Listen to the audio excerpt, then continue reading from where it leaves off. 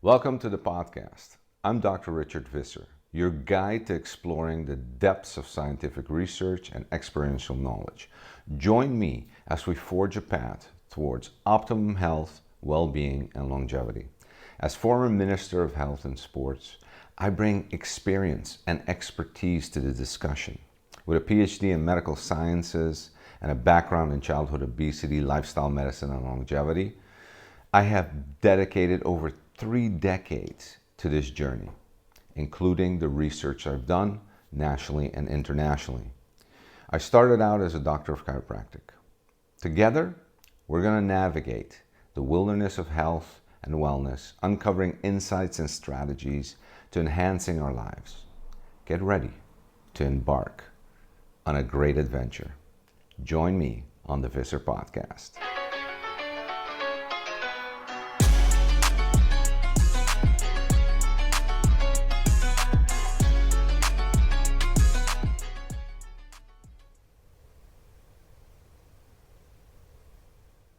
All right, welcome to the Visser Podcast. This is episode 22. It's going to be another gym brief.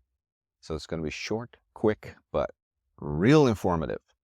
Today we're going to talk about abdominals, rectus abdominis. Yes, that elusive 6-pack, 8-pack, or keg, wherever you're starting. First, we have to dismiss the myths. Please, and I see this in the gym every day, and it drives me absolutely nuts, okay?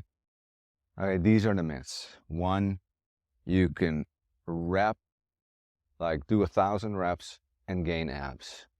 Because reps is king, you're gonna burn the fat around the abdominal area. Not true. You can't do that. Don't do it. It's not gonna happen, all right?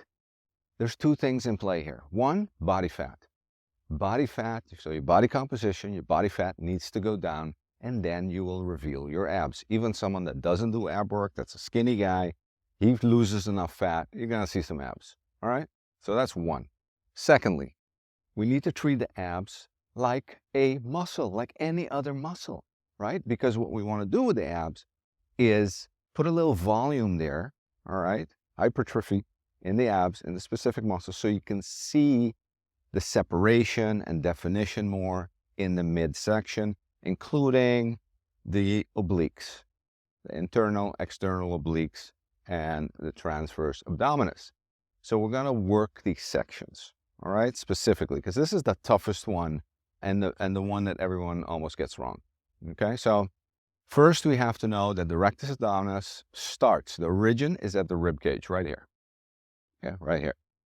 And then its insertion point is at the pelvis. That's right there. Okay, right here. So it's not attached to your humerus. It's not attached to your femur. It's not attached to any other big bones, okay? So lifting your legs, not going to help, all right? Lifting your arms, not going to help much either. So really we need to look at what's going to activate the abs. And what's going to activate the abs is posterior pelvic tilt. We're going to show you how that's done. That is not with your legs straight out forward, lifting up, or throwing your legs out and bringing them out. No. When you do that, you're using your flexors. You're using your hip flexors, which attach to your lower back, which give you lower back pain. And basically, when you feel the burn, you're going to feel it in your low back, not your abs. Your abs with that is very low activation. So we're going to really focus on, okay, how do we activate the lower abs? And listen, the abdominal muscle, rectus abdominis, is one muscle. Granted. So you're saying, okay, how do we activate different areas of this muscle? Is that possible? Well, one, we can see that we can do that based on angle with any muscle. But specifically with the abdominal, we have a tendinous kind of intersections. Okay, that's when I tense my abs up and I'm going to see that cut, right? The blocks, the 6-pack, in between the packs kind of, that is a tendinous intersection. So for each of these blocks, there's an origin and insertion point in a different area of the whole rectus abdominis. So that's one way that we can isolate lower, middle, or upper ab work.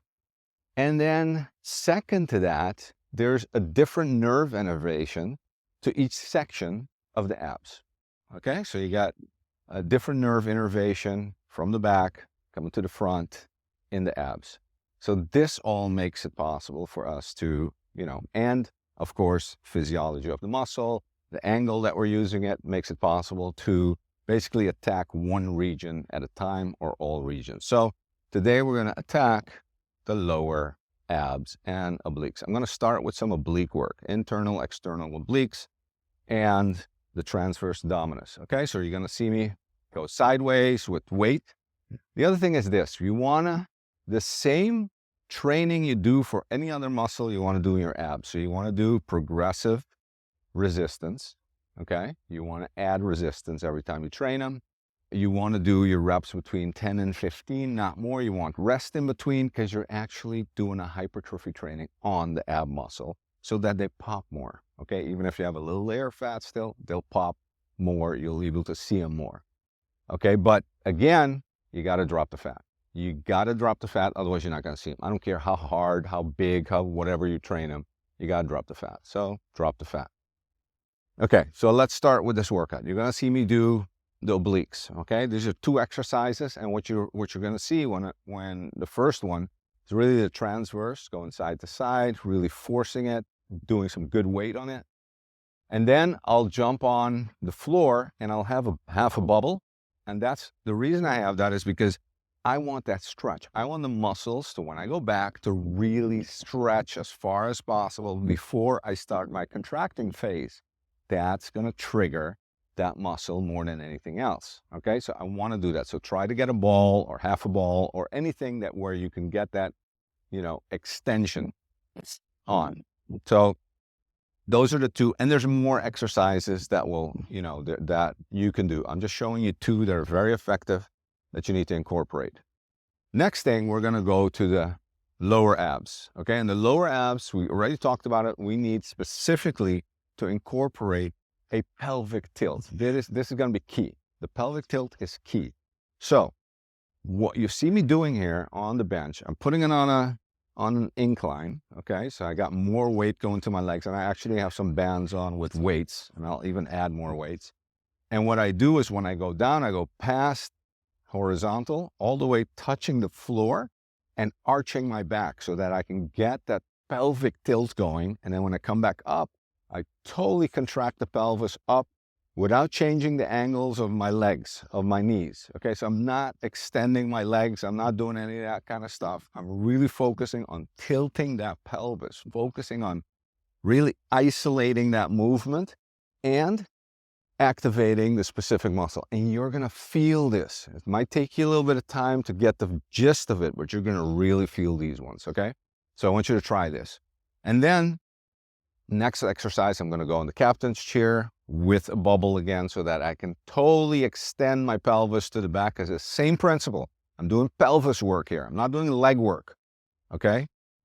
So I'm doing the pelvis work, and if my captain's chair has a straight back, I need to put a bunch of towels back there. I need to put something back there so that I can get the arch of my back so that my pelvis can rotate backwards and then really curl back up when I come up with it. And include weights. I got ankle weights on. Include weights and starts upping the weights. And you're going to see amazing results. Together with, anything else that you're doing for your abs. Do it 3-4 times a week. Incorporate it in your workout, but do it like a workout. So I want you to do the sets, the reps, the different exercises, just like you would do, for biceps, triceps, back, chest. All right? Treat it like a muscle, like don't treat it like a fat burning machine because it's not. Your abs are like the smallest muscle in your body. They ain't burning shit. All right, so don't rep it out. Don't do that stupid thing, repping it out, doing all this stuff, having your legs straight, legs up and down. It's dumb. Don't do it. All right, so let's get with the science. I got a lot of science backing this up. I'm going to include some. I don't want to go over the science. You can read it if you want to, but there's a ton of science specifically on everything I spoke about, how to activate it, what happens in the thickness of the muscle, what happens in in strength when we train it, and how we train it specifically. So these studies will show you this, will verify everything I'm saying. And this is just to get you with the knowledge. Science helps.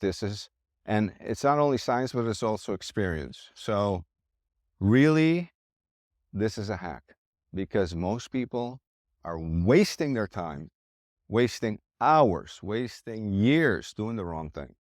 All right? So you don't have to, because we got you covered. Subscribe, ring the bell notification. Let's continue this journey. It's getting hot. Let's go. Summertime.